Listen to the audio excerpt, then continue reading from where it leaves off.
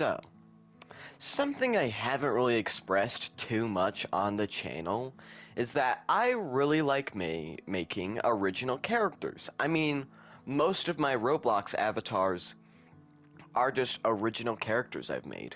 They have their own backstory, their own abilities. Just yeah, I just like making it. It's a fun little creative outlet for me. So I figured, hey, why not turn one of these guys, one of my original characters into like a killer for Forsaken. Just a little concept for the game. I tried my best to, make it balanced, to come up with unique moves, and yeah, this is what I've come up with, the video you're watching right now. So, after watching this video, let me know down in the comments, if this is a unique killer design, if this is, if it's balanced, if it's creative, just give me feedback on this. This is a video where I genuinely want feedback on the things I'm doing, so after watching this video, please give me some feedback. And if this video does well and you like it, I might do more things like this for both survivors and killers. So, yeah. Alright. Make sure to like, subscribe, and, let's get into it. Alright, so the name of this concept killer is Mr. Vintage. Now, before we get into the actually interesting parts about Mr. Vintage, let's have a quick overview of his stats. Alright, so he is a 5-star difficulty killer, he has 1,016 health, his walking speed is 9, his sprinting speed is 28, and then he has standard killer stuff for his maximum stamina, his stamina loss per second, and his stamina gain per second. Although he does have a unique terror radius, that being 30 studs. Alright, let's get into the actually interesting things about Mr. Vintage. Alright, he has 2 passives. His first passive is called Wicked Retribution. Every time Mr. Vintage is stunned, the survivor who stunned Mr. Vintage takes 15 damage over the course of 25 seconds. So, a little thing about this, it will not kill you. The damage you take from Wicked Retribution will not kill you. So if you're on 1 HP and then you stun the killer, you won't die. And then his second passive is called Elden Presence. If any survivors are within 4.5 studs of Mr. Vintage, they will start taking passive damage, and you will take damage at a 1 damage every 3 seconds. So it's not that bad. And you also can't die from this, so if you're around Mr. Vintage and you're on 1 HP, you won't die. Alright, let's get into his abilities now.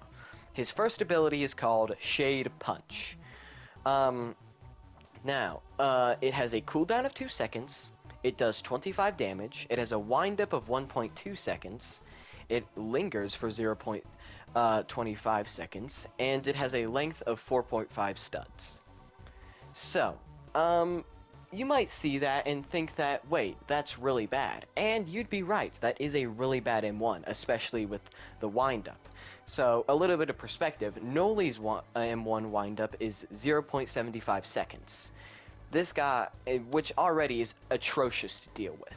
But, his M1 is bad on purpose. It's kind of a way of balancing him out with his extremely fast sprint speed, because if you know anything about Forsaken, or, well, just the killers, know the specifics about the killers, you know that his sprinting speed and his walking speed for Mr. Vintage are the same as Jason. So this is just kind of a way of balancing him. Alright. His second ability is Primordial Surge. And, wait, forgot to mention this. Because of this handicapped M1, he will be very much relying on his abilities to kill the survivors. Alright, ability 2, Primordial Surge. It has a cooldown of 17 seconds. After a windup of 0.75 seconds, Mr. Vintage creates a black and white area that is about 6 studs wide that follows Mr. Vintage's cursor. So it kind of works like corrupt energy for John Doe, except it's much larger. Any survivors caught in the area will receive Slowness 2 for 2 seconds. Sorry if I'm stuttering a lot. I'm not great at this, okay? I have no script. So, after using Primordial Surge, Mr. Vintage can use the ability again to set the black and white area ablaze, and any survivors caught in the flames will take 40 damage. So it kind of is like Noli's Void Rush, where you can use it again to do more damage. Alright, his third ability is Calamitous Tax. It has a cooldown of 35 seconds and a damage of 10, and it does 10 damage. After a windup of 0.90 seconds, I was trying to say studs there, Mr. Vintage will grab the survivor and tear off their leg before replacing it with a darkened counterpart. Before throwing them 15 studs away. The survivor hit will then receive slowness 6 for 10 seconds. So the way this ability works, it'll be a grab move. It's very similar to Gashing Wound for Jason. So you'll most of the time just be using this to punish survivors' mistakes. Alright, his fourth ability is called Darkened Descent. It has a cooldown of 27 seconds.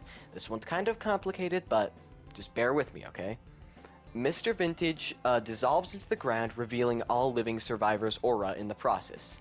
So kind of like Error 404, for John Doe, or Unstable Eye for 1X. Mr. Vintage can then move around at the speed of 28 studs. However, Mr. Vintage cannot regenerate stamina in this state, and when he reaches 0 stamina, he is forced to resurface. So the way this works is you will be able to move underground, basically. Except it won't be underground, your camera will still be above ground. You'll just see like a little like shadow, blob of shadows where he is. So with the whole not regenerating stamina thing, it won't work like Raging Pace. So you can't use this for a second stamina bar. If you try to use this ability, and you have 0 stamina, it will just kick you out immediately. But Mr. Vintage can also resurface manually by using the ability again.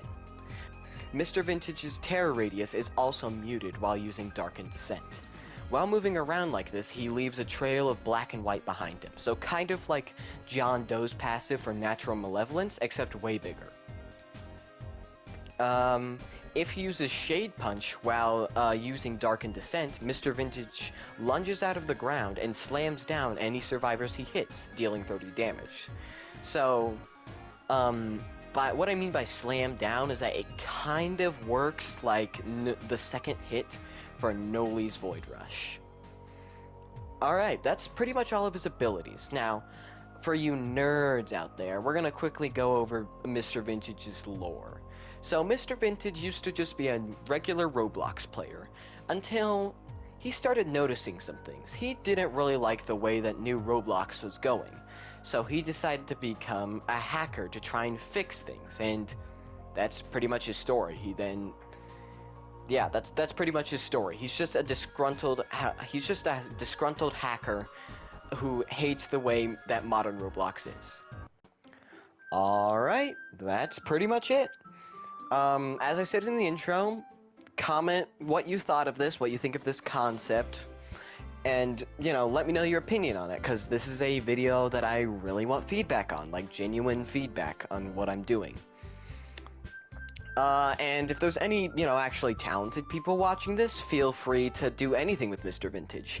Tag me, if you want to make fan art of him, make some art of him, and tag me in it so I can gush over how incredibly talented you are. And if there's any extremely talented people out there, which I kind of doubt, but who are somehow find this video, feel free to, make a chase theme for him. Just, Mr. Vintage, he is a public character. Feel free to do whatever you want with him, tag me in it, and I want to just gush over how amazingly talented you are. But, yeah, if you enjoyed the video and want to see more like it, maybe consider liking and subscribing. I make pretty decent content. I don't have the most frequent upload schedule, but, I try. Alright, thank you for watching, and I'll catch you all in the next one.